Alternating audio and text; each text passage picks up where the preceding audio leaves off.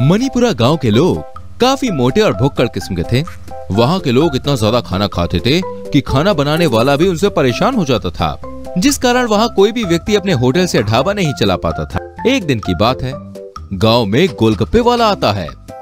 आओ भाई आओ, तीखे मीठे खट्टे, मन चाहे गोलगप्पे खाओ, आओ भाई आओ। भीमा को ऐसा कहता देख गांव के कुछ लोग आपस में बात करने लगते हैं।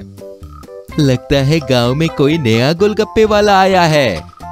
हाँ, चल खा कर आते हैं, देखते हैं कैसे गोलगप्पे हैं इसके।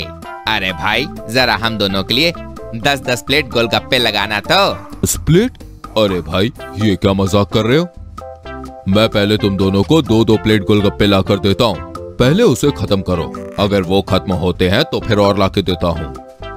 ऐसा कहकर भीमा उन्हें 2-2 प्लेट गोलगप्पे ला के देता है, जिसे वो दोनों पलक झपकते ही हजम कर जाते हैं। ऐसे ही भीमा बना बना कर देता जाए और वो दोनों पेटू चट करते जाएं। इसके बाद भीमा परेशान होकर उन्हें वहां से भगा देता है। लेकिन ये क्या, अब ये वाकया भीमा के साथ रोजाना होने लगता है।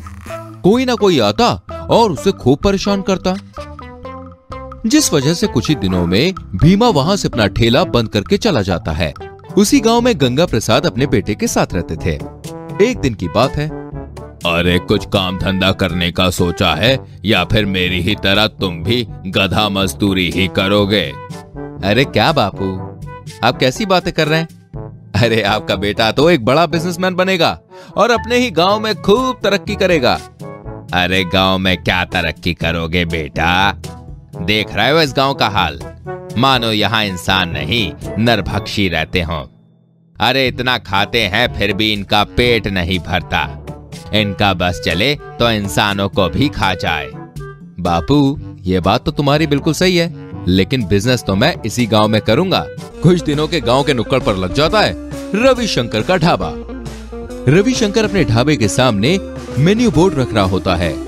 तभी वहां पे 2 लोग आते हैं।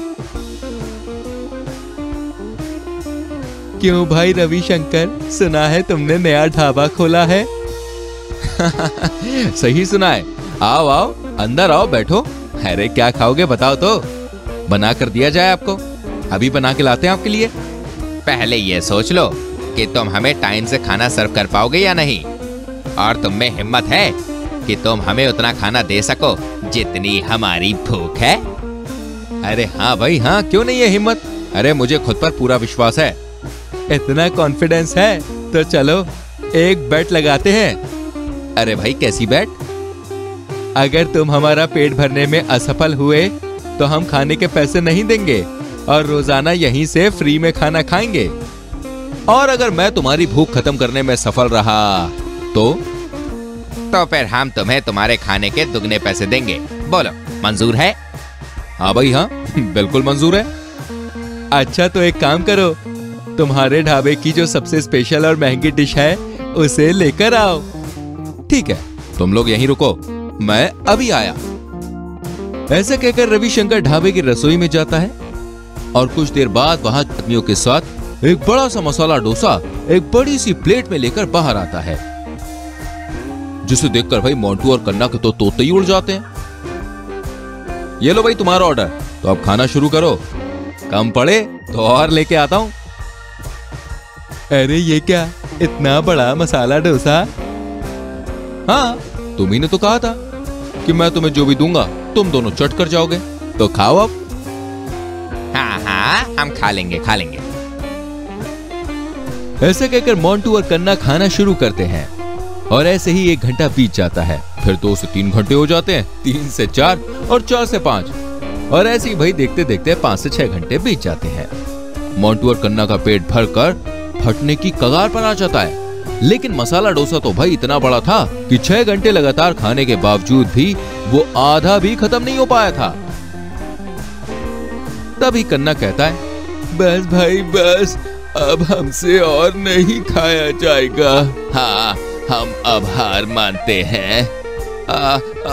और अब हम और नहीं खाएंगे, वरना हमारा पेट फट जाएगा। और ये लो तुम्हारे पैसे, हमें बख्श दो भाई। मोंटू के ऐसा कहते ही रविशंकर हंसने लगता है। और पैसे ले लेता है। हाँ, हमें अब जाने दो। ऐसा कहकर भाई दोनों वहां से चले जाते हैं। और फिर क्या था, धीरे धीरे रविशंकर के ढाबे पर जॉइंट मसाला डोसा के लिए लोगों की लंबी लंबी लाइन लगने लगती है। लोग एक डोसा ले जाते और पूरा परिवार आराम से खाता। और ऐसा करते करते रविशंकर का मसाला डोसा पूरे गांव में बड़ा फेमस हो जाता है। अब गांव में कोई भी नया व्यापार करता है तो जॉइंट फूड ही बनाता है, जैसे कि joint samosa, joint jalebi, joint paratha इत्यादि, जिससे लोगों का व्यापार मणिपुरा गांव में चलने लगता है। और मणिपुरा के भुक्कड़ लोगों की भी अक्ल आ जाती है, जिससे वो लोगों को परेशान करना बंद कर देते हैं और सब हंसी खुशी रहते हैं।